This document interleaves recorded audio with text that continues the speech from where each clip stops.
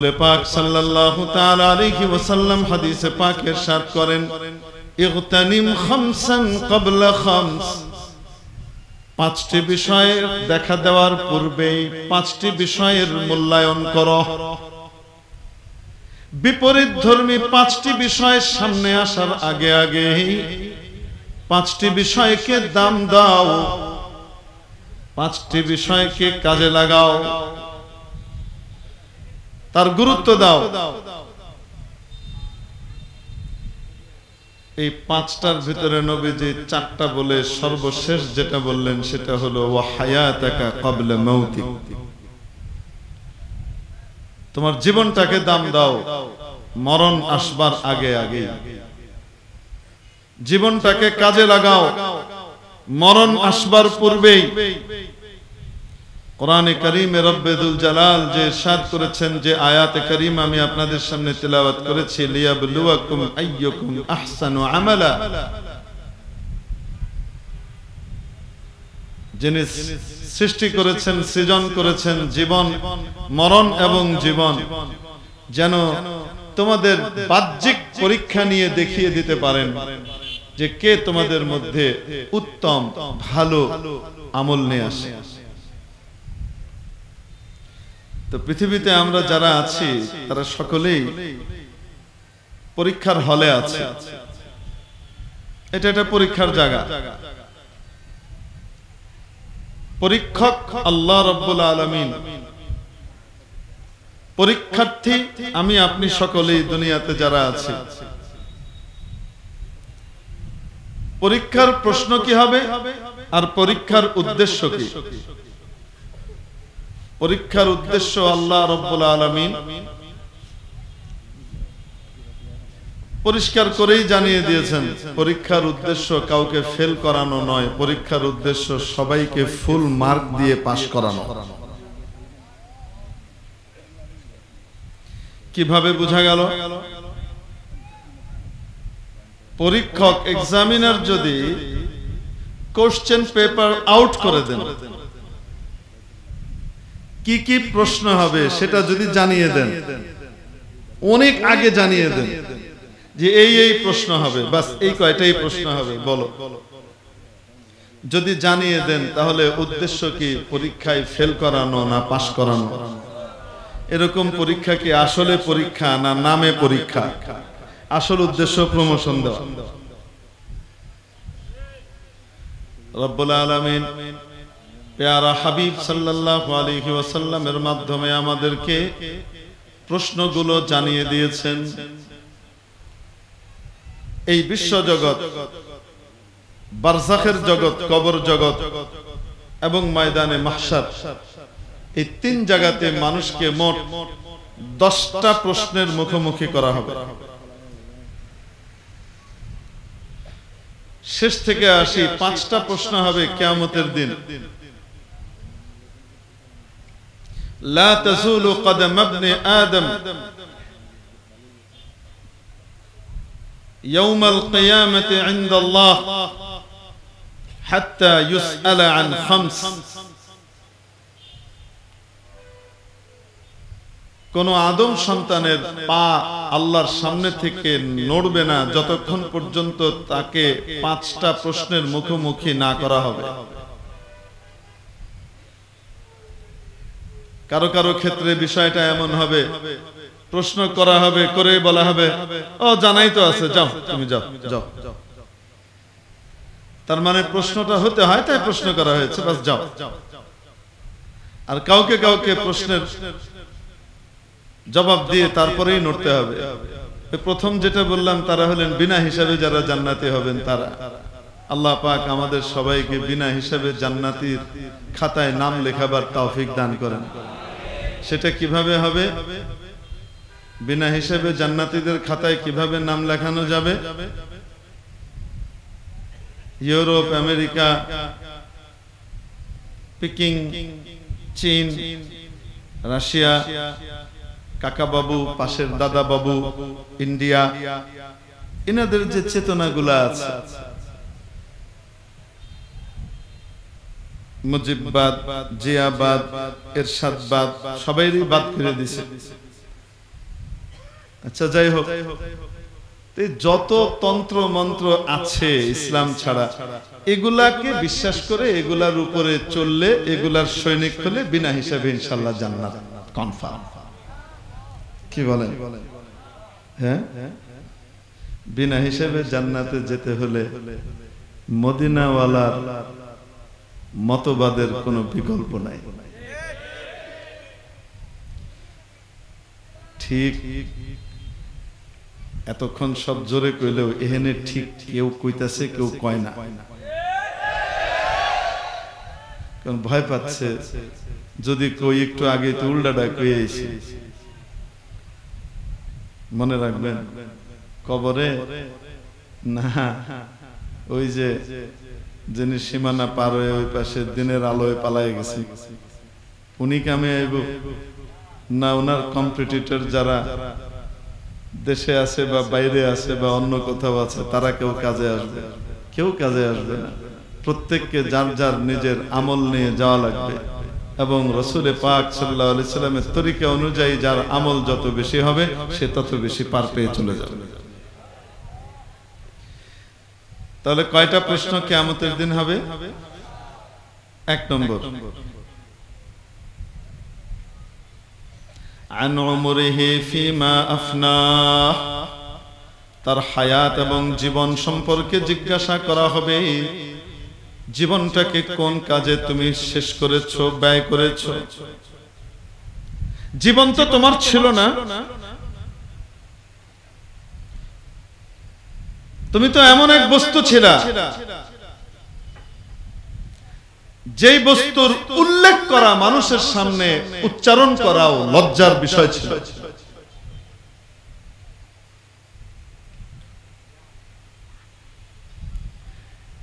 হাল আতা আলাল ইনসানি হিনুম মিনাদ দাহর লাম ইয়াকুন শাইআন মাযকুরা, মানুষের জীবনের সামনে দিয়ে, মানুষের জীবনে এমন একটি সময় কি সে অতিক্রান্ত করেনি, এমন একটি সময় কি সে পার করেনি, তার জীবনে কি এমন একটি সময় ছিল না যখন সে উল্লেখ করার মতো কিচ্ছু ছিল না? সে কি ছিল? ইন্না খালাকনাল ইনসানা মিন নুতফাতিন আমশাজ, সবেগে প্রবাহিত বীর্যের ক্ষুদ্রাতি ক্ষুদ্র কণা দিয়ে আমি তাকে তৈরি করেছি। নাবতালি, সুবহানাল্লাহ, সে ওইটা ছিল। বান্দা, তুমি কি ছিলা? তুমি কি একটু চিন্তা করো না? তুমি এখন দুনিয়াতে তোমার পা মাটিতে পড়ে না, একটু ক্ষমতা হাতে পেলে আর কাউকে তুমি গুনতে চাও না। আর ওটা তো বহুত পরের কথা, ক্ষমতায় সামনে যেতে পারি, এতটুকু সম্ভাবনা পেলে আর মানুষ সে মানুষ মনে হয় না। পুরা রাস্তা জুড়ে আমার বহর যাইতে হইব, শত মোটর সাইকেল যাবে, আমার গাড়ি দিয়ে পুরা রাস্তা ভর্তি থাকবে বহরে, পিছনে প্রয়োজনীয় গাড়িও যদি সামনে আসতে চায় আসতে পারবে না। কেন? কেন? নেতা যাচ্ছেন। এই চিত্র বাংলাদেশে দেখা যায় কি যায় না? আপনাদের এখানে হয়তো যায় না, কিন্তু বাংলাদেশে দেখা যায়।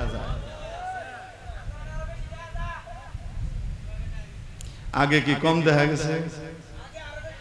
এই তো এটাও কুয়েন, হুদা এখন কাটি কুয়েন না, আগে একটু কুয়েন, বুঝছেন না? মনে দুইটারে সমান বানায় লাইলে মুশকিল, লেগে হেডাও একটু কইবেন। 16 বার একবার হেডার কথা কইলে 16 বার হেডার কথা কইন। 16 বছর তো পার করে আইছেন, তাই না?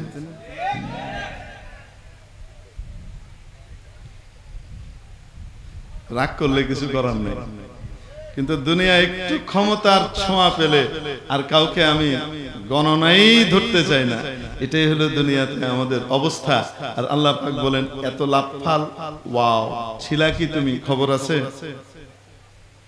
তুমি তো ছিলে এমন এক জিনিস মা বাবার হাতে কাপড়ে বা কারো হাতে বা কাপড়ে কোথাও লেগে গেলে এরকম করে কি করতো, সব ফালাই দিত, দুই আমি নষ্ট। তুমি তো জিনিস ছিল ওইটা,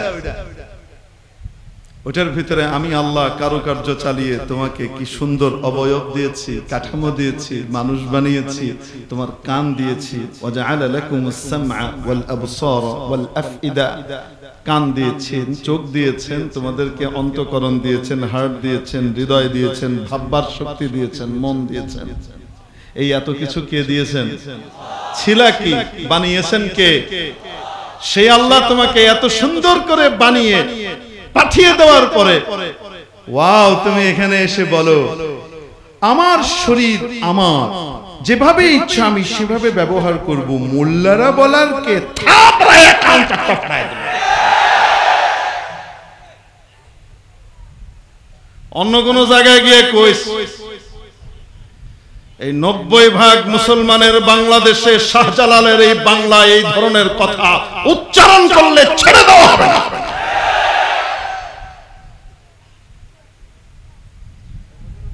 এই ধরনের ইতর আছে না নাই? শৈলটা বলে হ্যাঁ, হ্যাঁ বাহে বানাইছে, হ্যাঁ বানাইছে, কয়টা হ্যাঁ দিয়ে বানাইছে? বানায় দিছে আল্লাহ। আল্লাহরে কয়টা হ্যাঁ মজুরি দিছে? কন্যাকে রে আল্লাহর কাছ থেকে কিনলো কয় টাকা দিয়ে? কবে কিনছে? আমার শরীর আমার, এই কথাটাই কুফরি কথা। সব কিছুর মালিক কে? আলা লাহুল খালকু ওয়াল আমর, সমস্ত সৃষ্টি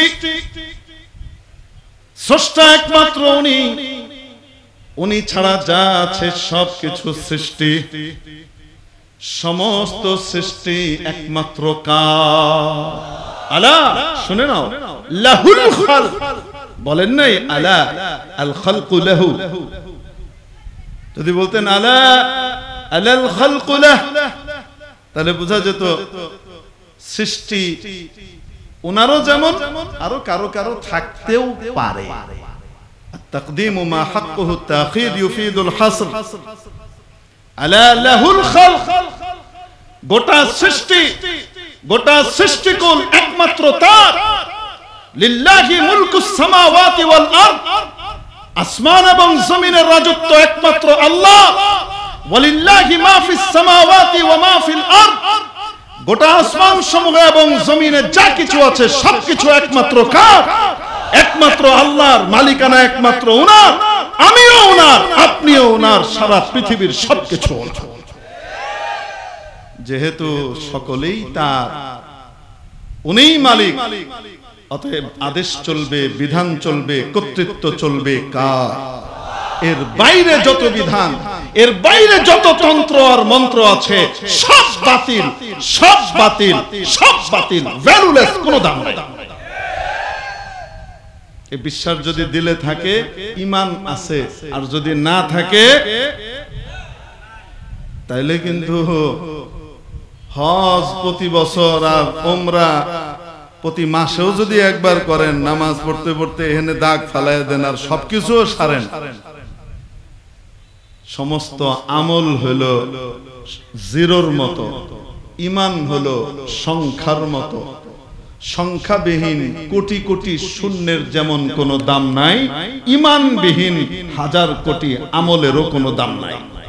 আমলের দাম তখন হবে যখন তার সাথে ঈমান থাকবে। ঈমান হলো চেতনা। আমার আপনার চেতনা কি?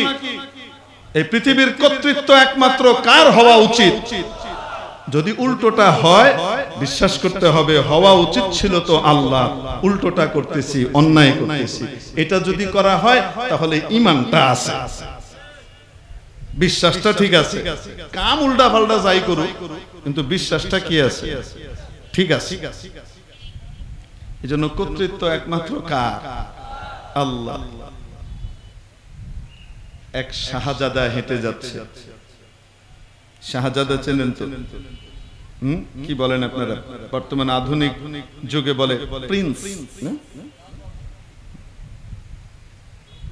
শাহজাদা হেঁটে যাচ্ছে, রাজপুত্র রাজকুমার, সাথে ওই যে হাওয়াসি আছে, চামচ পার্টি আছে। চামচ চেনেন তো, চামচা বলে আর কি, সহযোগের পার্টি আছে, তারাও সাথে সাথে যাচ্ছে, বাতাস দেয়। এমনি মোড়া আরো ফুলাইতাছে, আরো ফুলতাছে।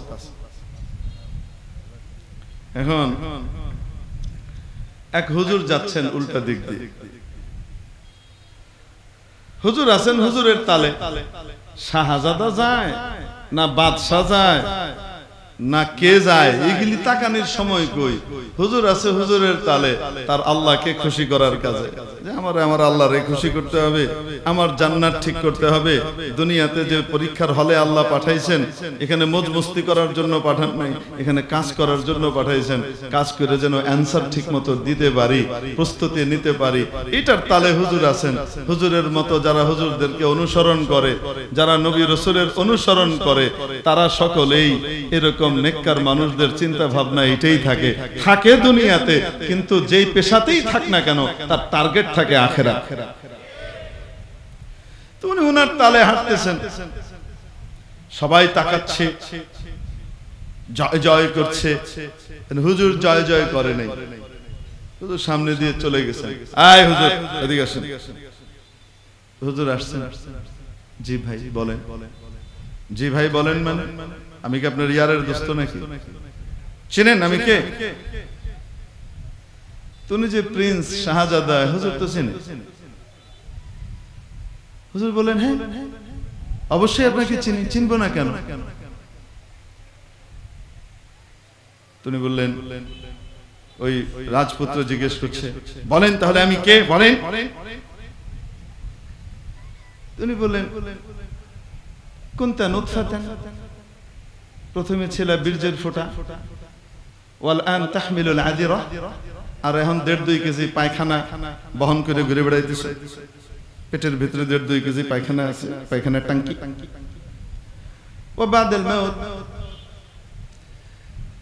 তাকুন উকলাতাদ দুদা, আর মরণের পরে কবরের ভিতরে যে পোকামাকড় আছে, কীট পতঙ্গ আছে, ওগুলার খাদ্য হবা তুমি। এই তো, চিনবো না কেন তোমার? বুঝেন নাই মনে হয়? বিষের ঝাড়াটা ঠিক মতো হয়েছে নেই। ওই জমানার শাহজাদা ছিল, আল্লাহর রাসূলের জমানার কিছুটা কাছাকাছি ছিল, যার কারণে নসিহত কবুল করছে আর চিন্তা করছে না আপনি ঠিকই কন্যা জ্ঞান। আমেরিকায় বইয়ে নাগরিকত্ব চেঞ্জ করে যারা, তারা যদি কইতাম তো কি হইতো? হ্যাঁ, আয়না ঘরেও জায়গা হইতো না, ঠিক কি ঠিক না? এত বড় বেয়াদব, এই মোল্লাতন্ত্র বাংলাদেশে চলবে না। আপনাদের কিশোরগঞ্জের পাগলুর মতো কথাবার্তা শুরু করে দিত।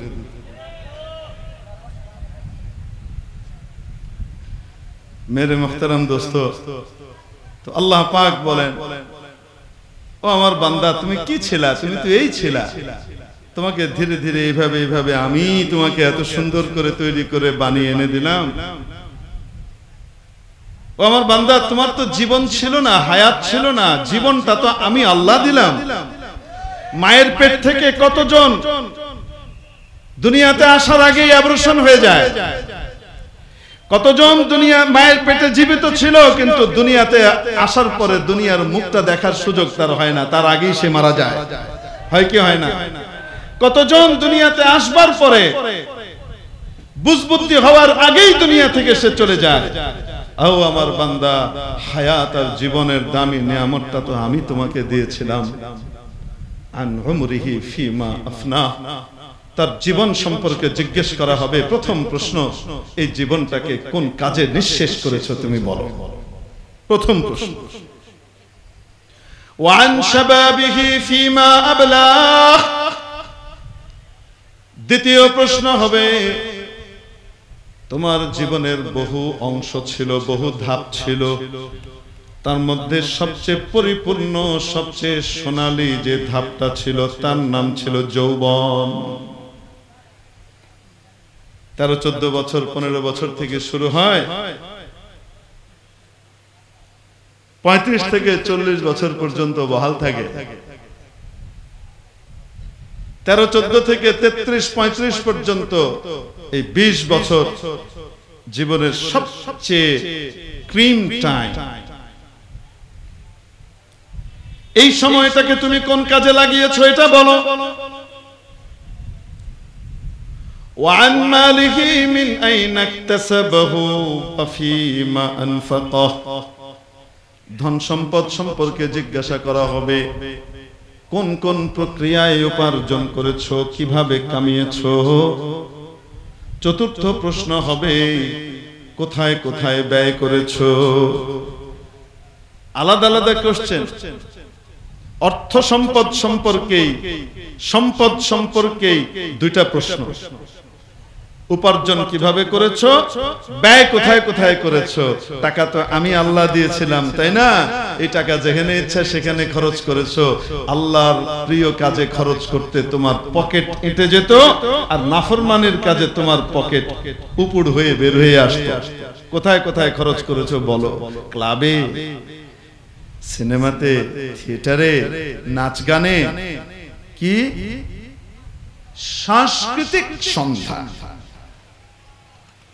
এই নামে আমার নাফরমানিতে, নাকি আমার সন্তুষ্টির কাজে,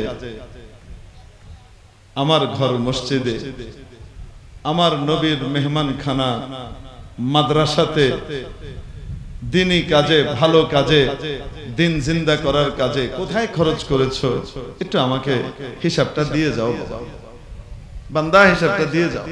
কয়টা হলো? কয়টা প্রশ্ন হলো? 5 নম্বর প্রশ্ন। এটা হলো সবচেয়ে ভয়ের প্রশ্ন।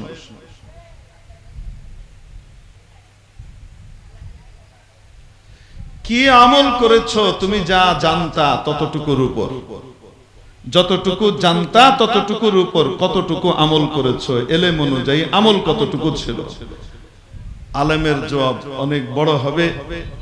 আর আলেমরা যাদেরকে শোনায় যাইতেছেন, মসজিদের ভিতরে খতিব সাহেব শোনাইতেছেন, ওলামায়ে কেরাম তাবলীগের ভিতরে শোনাইতেছেন, বিভিন্ন ভাবে জানাইতেছেন, যেভাবেই হোক তুমি যা জানছো সেটার উপরে কতটুকু আমল করছো।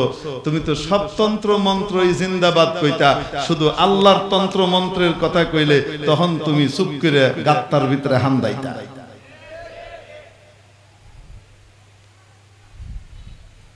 মেরে মুহতারাম দোস্ত, জিজ্ঞাসা কিন্তু সবাইকেই করা হবে। কয়টা হইল আখিরাতের প্রশ্ন? কয়টা? কবরে কয়টা? আপনারা জানেন কি জানেন না? কয়টা প্রশ্ন কবরে? 3টা। 1 নম্বর, তোমার সব কে ছিল? কও। হুজুর এটা কি কইলেন? উন্নত আছে মার রব্বুকা, তোমার রব কে ছিল? জি, রব মানেই সব। রব বলা হয় এমন সত্তাকে, যেই সত্তা তার সৃষ্টির একেবারে সূচনা লগ্ন থেকে শুরু করে, সৃষ্টির আগ থেকে শুরু করে, তার সৃষ্টি হবার পরেও তার অস্তিত্ব এবং জীবনের ধাপে ধাপে যখন যা যা প্রয়োজন যিনি তা সরবরাহ করেন তাকে বলে রব।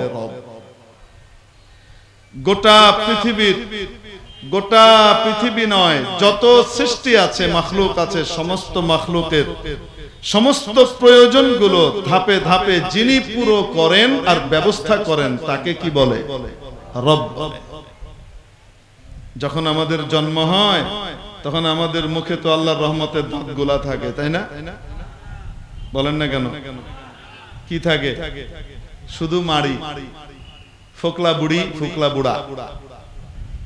এজন্য ছোট্ট বাচ্চাকে আদর করে নানা দাদারা, নানি দাদিরা বলে এই বুড়ি, এই বুড়া বলে কি বলে না? কেন বলে? মুখে কি নাই? দাঁত একটাও নাই। ওই সময় যদি তার মুখে দাঁত থাকতো, জন্ম থেকে যদি তার মুখে দাঁত থাকতো, বলেন তো দেখি, তার মার স্তন থেকে সে দুধ খেতে পারতো? 2 কামড়েই তো আঘাত দিয়ে শেষ করে ফেলতো, জখম হয়ে যেত, আর সেখানে কি করা যেত না? কোনো কিছু করার সুযোগই থাকতো না। খাবে কি?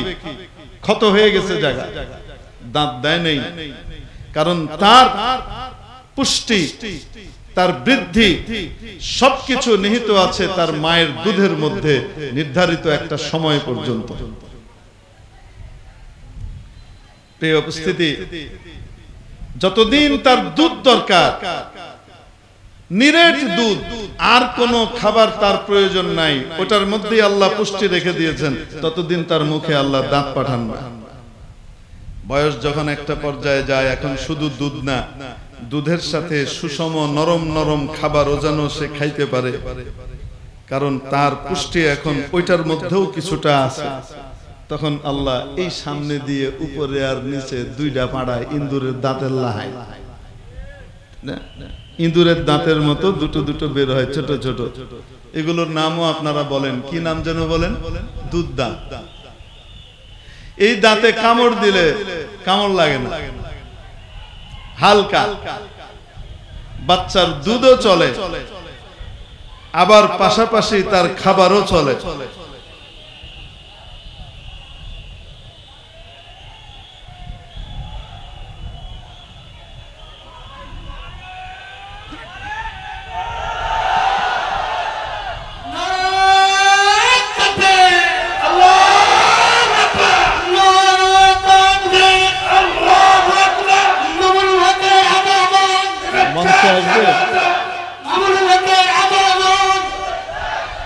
মঞ্চে আসবেন সোজা নাকি বাসা হয়ে? আচ্ছা, ঠিক আছে, তাহলে আর মঞ্চ থেকে দিয়ে না, যখন মঞ্চে আসবেন তখন দিয়ে। আমি চুপ করে গেছি, কারণ আমি যতই ওয়াজ করি এনারা হে ফিসায়া থাকবো, এর লেগে আমি চুপ করে গেছি। কারণ দিনের কথা তো অনেক দামি।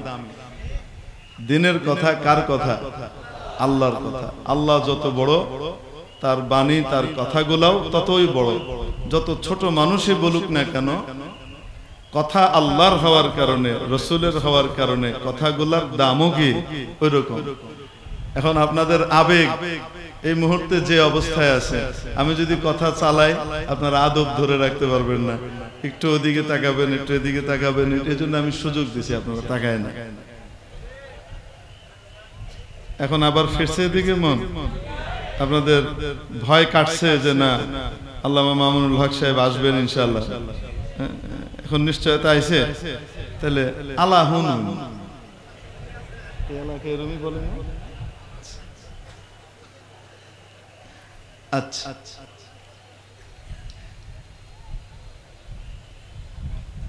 এরপরে যখন বাচ্চাটা শুধু স্বাভাবিক নরম যাওয়ার খাবারে তার পুষ্টি পুরা হচ্ছে না, তার এখন মাছ এবং গোশ খাওয়ার মতো প্রয়োজনীয়তা দেখা দেয়, তখন সময় মতো আল্লাহ তাআলা এই মাড়ির দাঁতগুলা বের করতে থাকেন, কারণ এখন তার গোশতও লাগবে।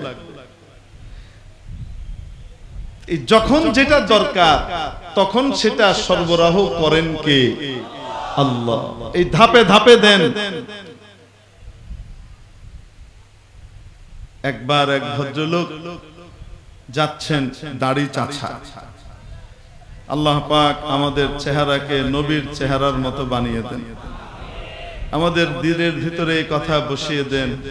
বুশ, ব্লেয়ার, পশ্চিমা, আমার পাশের আশের যত দাদা কাকা বাবুরা আছে, যত কালচার আছে, এই সমস্ত কালচারের চেয়ে সবচেয়ে সুন্দর কালচার নবীজি মুহাম্মদুর রাসূলুল্লাহ সাল্লাল্লাহু আলাইহি ওয়াসাল্লাম। সকলের চেহারা এবং স্টাইলের চেয়ে আল্লাহর হাবিবের চেহারার স্টাইল সবচেয়ে শ্রেষ্ঠ এবং সবচেয়ে সুন্দর।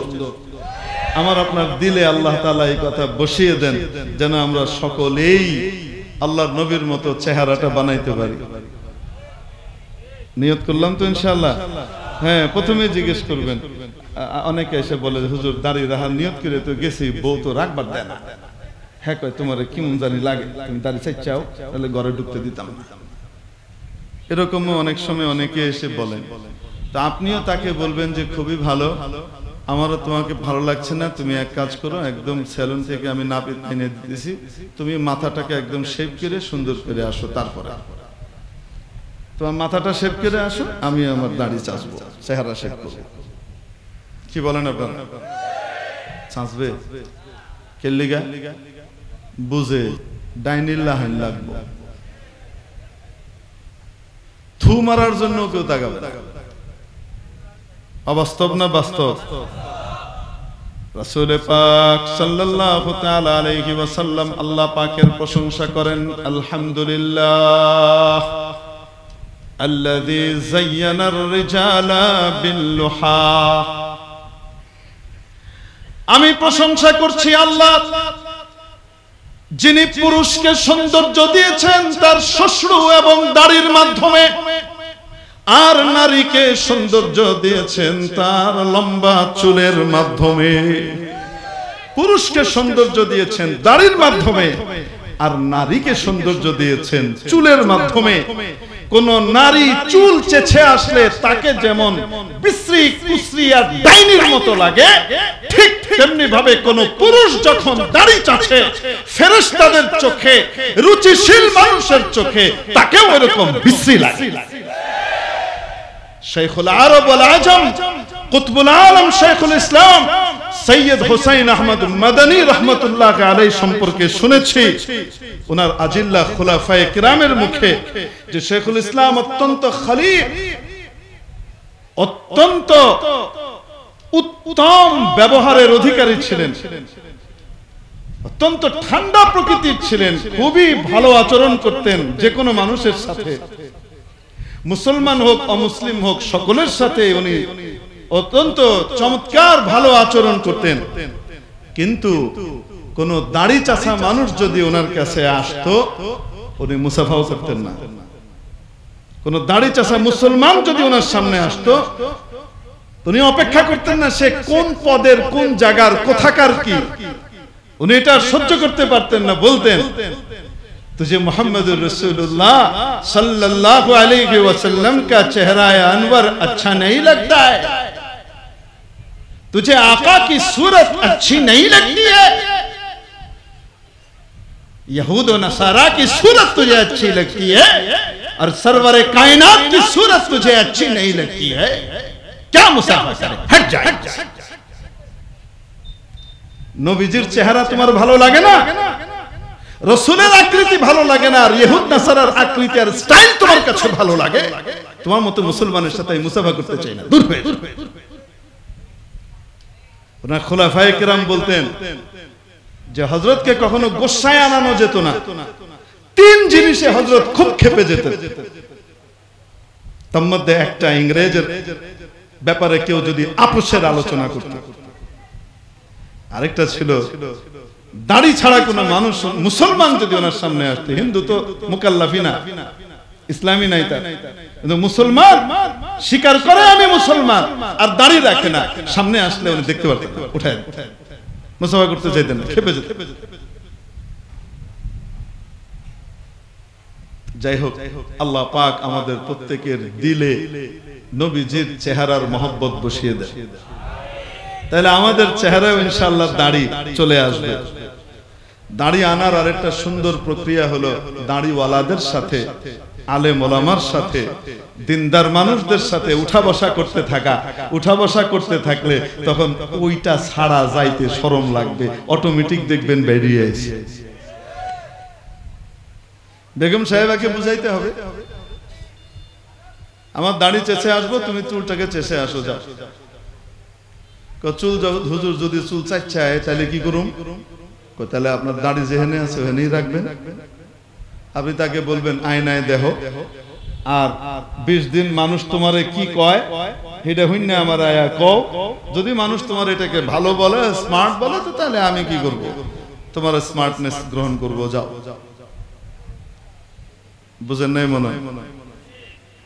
এক মেয়ের পিছনে এক ছেলে পড়ছে, তার বিশেষ উদ্দেশ্য পুরা করবে, সে নাকি তার জন্য পাগল হয়ে গেছে। এখন এই নারী ছিলেন আল্লাহ ওয়ালি, ওই মৈত্রী যাত্রার সদস্য না। বুঝেন নাই মনে হয়? নেককার পরহেজগার ছিলেন। এখন এই নারী কোনোভাবেই তাকে কি করে না, প্রশ্রয় দেয় না, আর সে বিরক্ত করেই যায়। আমাদের অঞ্চলে কয় ত্যাক্ত করতেছে, খুব কি করে বিরক্ত করে, উৎপাত করেই যাচ্ছে। এক পর্যায়ে এই মেয়ে চিন্তা করলো এক কাজ করি, এ তো আমার জন্য একেবারে পাগল হয়ে গেছে, ওকে দিনদার বানানোর একটা ব্যবস্থা করি। এই সুযোগ আমিও বেঁচে যাব, সেও বেঁচে যাবে। এই কাজ করলে তো মানুষ জাহান্নামী হয়ে যায়। যেই কাজটা ছেলেটা চাচ্ছে ওই কাজ করলে মানুষ কি হয়ে যায়? জাহান্নামী হয়ে যায়। জঘন্য রকমের অপরাধ এটা। তো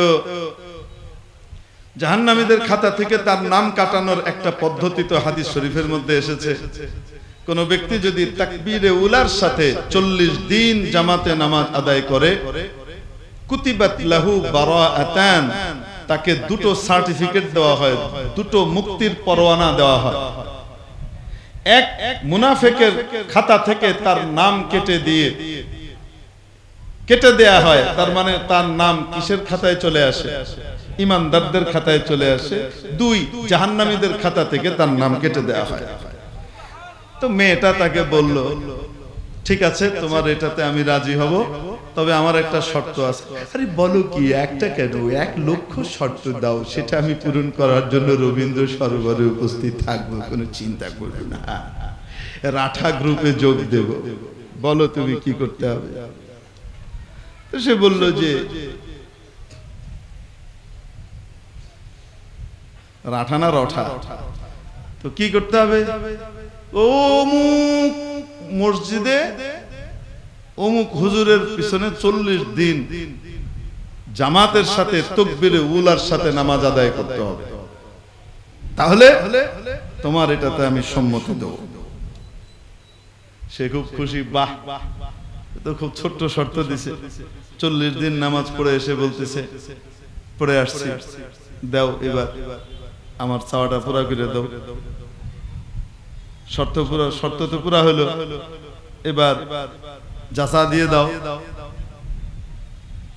সে কয় না, আমি রাজি নেই, আমি করব না, যাও। এখন এই ছেলে খেপে গিয়ে বলছে, তুমি মনে করছো আমাকে ঠকাই দিছো না? তুই আমারে ঠকাই দিছ। 1 ওয়াক্ত নামাজও আমি ওযু কইরা পড়ছি না, তুই আমারে কি ঠকাই? আচ্ছা, কোন তো দেখে, ইউখাদিউনাল্লাহা ওয়াল্লাযীনা আমানু ওয়া মা ইয়াখদাউনা ইল্লা আনফুসাহুম। হে মনে করছে আল্লাহ আল্লাহর রাসূলকে ঠকাই দিছে, নামাজ পড়ছি না, দেখাইছি নামাজ পড়ছি, ওযুই তো করছি না। সে মনে করছে আল্লাহ আল্লাহর রাসূলকে ঠকিয়ে দিয়েছে। সে কি আল্লাহকে ধোঁকা দিয়েছে? আল্লাহকে ঠকিয়েছে না নিজেকে ঠকিয়েছে? সে তো ধোঁকা নিজেকেই দিয়েছে, তার খবরও নাই। তোরকমই কেউ যদি কয় যে হুজুর চাইচ্ছা আইলো যদি, তাহলে কি করুম? তারপরে তো আমারও যদি কয় চাইচ্ছাও, তো আপনি কইবেন 1 মাস থাও, দেখি মানুষে তোমারে কি কয়। যদি মানুষে ভালো কয় তো তাহলে আমি কইরাল, আর যদি মানুষে খারাপ কয় তো তাহলে আমি খারাপের দিকে তো তুমি আমার নিবা না, এটাই তো আমি জানি। দাড়ি কাটা যাবে। তো এক ব্যক্তি দাড়ি চাষা মানুষ এক হুজুরের কাছে আসছে। তো হুজুর খুব সুন্দর করে তাকে বুঝিয়ে শুনিয়ে নরম ভাষায় বলেছেন, বাবা তুমি যদি দাড়ি রাখতা তোমাকে কত সুন্দর লাগতো, তুমি দাড়িটা রাখো। হুজুর তো খুব নরম ভাষায় মহব্বতের সাথে তাকে বলেছেন, কিন্তু আসলে সে তো নরম ভাষা শোনার মানুষ না, কারণ স্বভাব হইল কুত্তার মতো। কুত্তাকে যদি আপনি নরম ভাষায় কথা বলেন, সে কানে কি নিবে না, কথা নিবে টিবে না।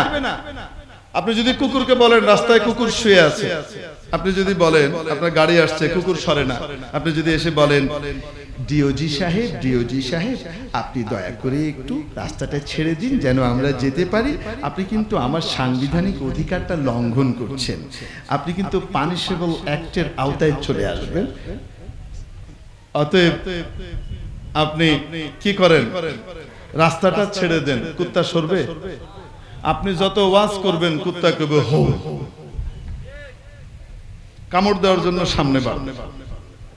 ঠিক তার বিপরীতে আপনি কিছুই বলেন নাই, একটা চাক্কা মাটির নিচের থেকে উড়াইতেছেন হুদা, এরকম একটা ভাব ধরেন যে নিচ থেকে একটা কি উঠাইতেছেন, ইট উঠাইতেছেন বা লাঠি একটা হাতে নিছেন, কুত্তা লগে লগে লাফ দিয়ে ওইটা অটোমেটিক হেদায়েত হয়ে গেছে, তাকে কোনো ওয়াজ করা লাগে নাই, সে সোজা ওইটা লেঙ্গুরটা দুই ঠ্যাঙ্গের মাঝখানে দিয়ে চোখের সাদা অংশটা এরকম করে বাইর করে কুই কুই কুই কুই করতে করতে হেসেলে যাব, রাস্তা ছেড়ে দেবো। ঠিক কি ঠিক না? কিছু মানুষের স্বভাব হলো এই কুত্তা মার্কা স্বভাব, এগুলাকে আপনি যতই ওয়াজ করেন সুন্দরভাবে বলেন কাজ হবে না, সে একটা ভাষা বুঝে, সেটা হলো কুত্তার ভাষা। বুঝেন নাই মনে হয়? এই টাইপের। তবলিগে একজন অনেক বড় মুরব্বী ছিলেন, বাংলাদেশের তবলিগের একদম প্রথম যুগের যারা মুরব্বী ছিলেন তাদের মধ্যে একজন ছিলেন নোয়াখালীর হযরত মাওলানা মুনির আহমদ সাহেব রহমতুল্লাহ আলাইহি। খুবই পরিপাটি, একদম টিপটপ থাকতে পছন্দ করতেন, পাঞ্জাবির ভাঁজ ভাঙতো না, একদম পরিপাটি টিপটপ। ওনার রুমের ভিতরেও একটা ময়লা, একটা টুকরাও আপনি পাবেন না, একদম শীতল পাটি বিছানো সুন্দর করে, এবং দামি দামি খাবার দাবার এগুলো সব রাখা থাকতো, কেউ আসলে মেহমানদারি করতেন। উন্নত রুচির মানুষ ছিলেন।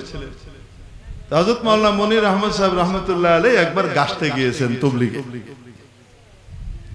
তবলিগে বড় মুরব্বী হোক ছোট মুরব্বী হোক, গাছ তো লাজেম, ওটা করতেই হয়। উনি গাছতে গেছেন, গাছতে গিয়ে যে এক ছেলেকে দেখছেন যে সে গাঞ্জা খাইতেছে। কি খায়? এই আমলের কথা না তো, ওই আমলের কথা, যে সমস্ত গাঞ্জা মানুষ চিনেও না, ওই টাইমের কথা। হ্যাঁ, কি খায়? হুজুর গিয়ে তাকে খুব পিঠে হাত টাত বুলিয়ে নসিহত করে বুঝায় শোনায় বলছেন, বাবা তোমার যৌবনটাকে নষ্ট করো না, অনেক দামি জিনিস, এটা খেও না, এটা ভালো জিনিস না, চলো আল্লাহর ঘর মসজিদে যাই। হে তো গাঞ্জা খায় আদা মাথা লয়ে গেছে। হে কয় কি, আল্লাহ তো কোরআন শরীফে কইছে গাঞ্জা খাইতে, তো আমি গাঞ্জা খাবো না? হযরত মাওলানা মুনির সাহেব রহমতুল্লাহ আলাইহি অবাক হয়ে গেছেন, কোরআন শরীফে গাঞ্জা খাইতে কইছে, আল্লাহ এটা কই কইছে? মানে এই ছেলের ভাষায় আরবি যেটাই হইব হেডাই মনে হয় কোরআন। তখন সে কয়, ছোটবেলায় মক্তবে পড়ছে মনে হয়, হুজুরের কাছে পড়ছে টড়ছে হয়তো। এখন হে কয়, গাইন নুন জবর গান, জিন জবর জা, গাঞ্জা, খালিফ জবর খা, গাঞ্জা খা। বানান করে কইয়ে দিছে, স্পেল করে। এই যে আল্লাহ কইছে গাঞ্জা খা। হুজুর লগে লগে দেখলেন এত বড় বেতমিজ, এর তো স্বভাব তো ওইটা। তুমি সাথে সাথে বলতেছেন, তুই শুধু এটা দেখছস, আরেকটা দেখছ নাই? কয় সেটা কি? গাইন ওয়াও পেশ গু, খালিফ জবর খা, গু খা, এটা দেখছ নাই? বুঝেন নাই মনে? যেমন কুকুর তেমন মুগুর, ওয়াক্তে বালুতফে গো ওয়ামাদারা ওয়ামারদুমি, বাশদ কে দর কমন্দে কবুলা ওয়ারি দিলে, ওয়াক্তে বকহরে গো কে সদকো জায়ে নবাত, গাহে গাহে চুনা বকার নয়া ইয়াদ কে হানজলে। কখনো নরম করে বলতে হবে, মিষ্টি করে বলতে হবে, জায়গা মতো হলে অনেক মানুষের দিল তুমি এই নরম কথাতেই জয় করে নিয়ে আসতে পারবে। আর কখনো কখনো কড়া হতে হবে। যদি দেখা যায় ফ্যাসিবাদী শক্তিকে আবার